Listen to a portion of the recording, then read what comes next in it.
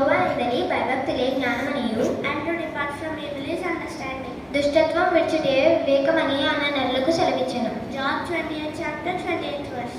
యోబు 28వ అధ్యాయం 28వ వచనం. Your throne, O God, is forever and ever. దేవా నీ సింహాసనం నిరంతరం నిలుచును. A scepter of righteousness is the scepter of your kingdom.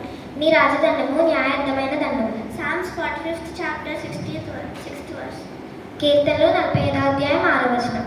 I am the Alpha and Omega, నేను ఆల్ఫయు ఒమేగయు, the beginning and the end, మొదటివాడును కడపటివాడను, the first and the last. ఆదియు అంతమునై ఉన్నాను. Revelation 22nd chapter 13th verse.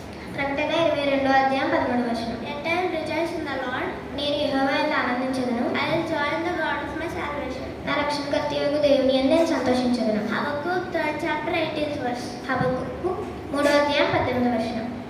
For to me to live is Christ, నా మట్టుకైతే బ్రతుకుడు క్రీస్తే, and to die is gain. చావైతే లాభము. Philippians 1st chapter 21st verse. ఫిలిప్పీలకు రాసిన పత్రిక 1వ అధ్యాయం 21వ వచనం.